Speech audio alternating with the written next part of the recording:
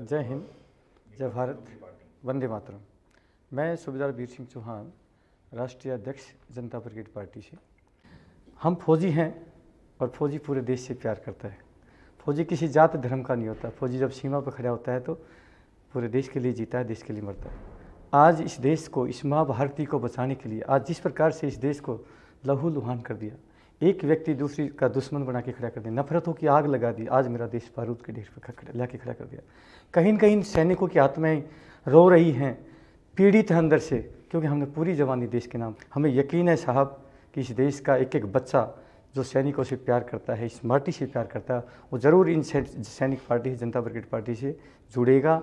और मैं सभी को आह्वान करता हूँ, जिनको लगता है कि आपके साथ धोखा हुआ है, आप आएँ मिल करके इस दिल्ली को बचाना है सबसे पहले, और उसके बाद पूरा देश आपकी राहें देख रहा है। जब जब देश के ऊपर कोई आपदा आती है, भूकंप हो, बाढ़ हो, दंगा हो, आग लग जाए या कोई अन्य आतंकवादी घटना हो जाती है, और जहाँ पर सरकार की सारी मशीनरी, सारे विभाग फेल हो जाते हैं, तो अंतिम विकल्प सेना बचती है। जबकि राजनीति एक सेवा का प्लेटफार्म है, और इन्होंने क्या बना दिया इसको व्यापार का एक प्लेटफार्म बना दिया। पैसा कमाने आते हैं, जबकि ये सेवा का प्लेटफार्म है।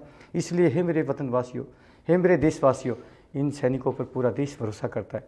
कभी इन सैनिकों ने इस देश का भरोसा नहीं खोया है। आज उस जिस प्रकार से हम सीमाओं पर अपने देश के लिए कुर्बानियाँ देते हैं, आज दूसरी पारी हम खेलने के लिए यहाँ पर आ चुके हैं। एक पारी सीमाओं पर खेली, ये सेकंड पारी है। सैनिक की कभी जिम्मेवारी समाप्त नहीं होती। सैनिक सदैव देश के लिए जिएगा, मरते दम तक, और देश के लिए मरेगा। मैं सभी से प्रार्थना करता हूँ, आओ मिल करके इस देश को बचाने के लिए जो जनता ब्रिगेड पार्टी है, इससे जुड़े। बहुत बहुत धन्यवाद। जय हिंद, जय भारत, वंदे मातरम। इसमें यही कहना चाहूँगा, मैं सूबेदार वीर सिंह चौहान की बात को आगे बढ़ाना चाहूँगा। परिवर्तन प्रकृति का नियम है, और उस प्रकृति परमात्मा ने उस पर परिवर्तन का माध्यम हमें बनाया गया है। हमें ये कर्तव्य दिया गया है, ये ड्यूटी दी गई है कि आप इसको निभाओगे, करोगे, इसकी भूमिका मरोगे। तो हमने एक निमित्त मात्र बन के आगे बढ़ना है, और जितनी भी देशद्रोही ताकतें हैं उनको समझाना है या सबक सिखाना है। जैसे भी उनकी भाषा में समझेंगे उनको वैसे समझाना है। लेकिन देश की रक्षा के लिए के हितों को राख उसको राजनीति नहीं करने देंगे। देश जिस दौर से गुजर रहा है, ये बहुत चिंता का विषय है। कुछ राष्ट्रवादी देश प्रेमी बंधु जो बुद्धिजीवी हैं वो चिंतित कर रहे हैं कि आखिर राष्ट्रीय रक्षा कैसे की जाए। देश में राजनीति के नाम पर दीन ईमान सब कुछ बिक चुका है। देश को बनाने के लिए अनेक लोगों ने अपने जीवन की आहुति दी गई है। जो देश प्रेमी हैं, जो जन प्रेमी हैं, जो जुड़ना चाहे से जनता ब्रिगेड पार्टी से जुड़िए। हम राजेंद्र नगर उपचुनाव से फाइट कर रहे हैं, अन्याय के खिलाफ, अत्याचारियों के खिलाफ, अत्याचारियों के खिलाफ, देशद्रोहियों के खिलाफ। तो इस उपचुनाव में, बाई इलेक्शन में हमारा सहयोग करिए। ऐसे मैं योगेंद्र सिंह योगी मातुर के से आप निवेदन करता हूँ, प्रार्थना करता हूँ। जय हिंद, जय भारत, सर्वप्रथम राष्ट्रीय धर्म वंदे मातरम, वंदे मातरम। ये बात बता रहे हैं, ये बातें हमारी मीडिया वो पहुँचनी चाहिए। बस यही इतना ही बोलना चाहते हैं हम। ना जी, वो लोकपाल की बात थी, भ्रष्टाचार की बात थी, लेकिन जब तो इसने बोल दिया कि वो हम भ्रष्टाचार खत्म कर दें, लोकपाल लगा दें, मगर किया किसने।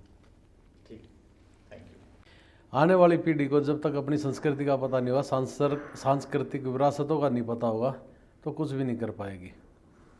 आज देश को आवश्यकता है, देश की वर्तमान जो स्थिति है, उस स्थिति को ठीक करने के लिए, सुधारने के लिए संपूर्ण व्यवस्था परिवर्तन की आवश्यकता है। और जो नेता पीढ़ी दर पीढ़ी इस देश पे राज करते आए हैं, या खानदानी राज चला है, या हम उसको ये कहें कि इमोशनल फूल बना के लोगों को राजगद्दी पे आगे बैठ गए हैं, वो देश का भला नहीं कर रहे। इस देश का भला करने के लिए राष्ट्रवादियों की आवश्यकता, जो राष्ट्र नीति और जन नीति, राष्ट्र हित नीति और जनहित नीति, ये बना के काम करेंगे तभी हो पाएगा। देश की जब व्यवस्था बिगड़ जाती है, देश में राष्ट्रपति शासन लगाया जाता है। राष्ट्रपति शासन का मतलब है देश में सेना का राज। आज रिटायर्ड सैनिक जनता ब्रिगेड पार्टी के नाम से पार्टी बना के इस देश में देश की व्यवस्था को बदलने के लिए, संपूर्ण व्यवस्था परिवर्तन के लिए रिटायर्ड फौजियों ने अपनी पार्टी बनाई है। और वो पार्टी अगर आप सब लोगों के समर्थन से सत्ता में आ जाती है, तो वास्तव में ही इस देश में एक अलग बदलाव आएगा। राजनीति की एक नई नींव रखी जाएगी, जिससे देश का और समाज का पूर्ण रूप से भला होगा। मैं इस वीडियो के माध्यम से सारे देश की जनता से निवेदन करता हूं कि वो इस पार्टी का साथ दें, इस पार्टी को देश में व्यापक रूप से फैलाने में मदद करें, ताकि ये पार्टी आप सभी के देश के अंतिम गरीब व्यक्ति, अंतिम निर्धन व्यक्ति के हित में कार्य कर सके। धन्यवाद। जय हिंद। वंदे मातरम। जय हिंद। मैं अखिलेश कुमार चौधरी, राष्ट्रीय प्रवक्ता जनता ब्रिगेड पार्टी। मेनली इस पार्टी की स्थापना हुई शिक्षा, स्वास्थ्य और रोजगार के नाम पर। आज पूरे हिंदुस्तान में यदि शिक्षा की हालत देखेंगे तो बद से बदतर है। तो हमारी पार्टी शिक्षा पर काम करेगी, स्वास्थ्य पर आइए। सबसे यदि हिंदुस्तान में ज़्यादा घोटाला है तो मेडिकल विभाग में है। दवाई में डुप्लीकेसी है, पब्लिक से पैसे लूटे जा रहे हैं, तो आम जनता त्रस्त है, कहीं किसी को सुविधा नहीं मिल रही है। रह गई रोजगार की बात।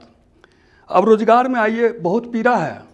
आज हिंदुस्तान में इतनी बुरी हालत है रोजगार के बारे में। इस हिंदुस्तान में 4 लाख से ऊपर वैकेंसी खाली है। पिछले 3 साल से कोई वैकेंसी नहीं निकाला जा रहा है, कोई नौकरी नहीं मिल रही है। शिक्षा, स्वास्थ्य और रोजगार, इन चीज़ पर हमारी जनता ब्रिगेड पार्टी काम करेगी। और उसकी शुरुआत हमारे आदरणीय माथुर साहब राजेंद्र नगर विधानसभा से उपचुनाव में खड़े हुए हैं।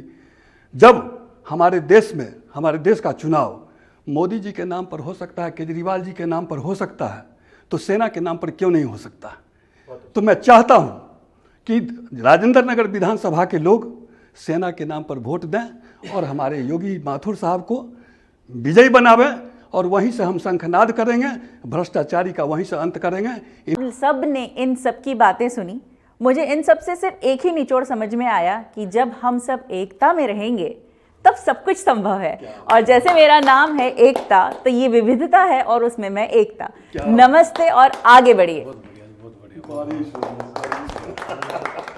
90 तोले शब्दों में बहुत अच्छी बात कर दी आपने। गागर में सागर में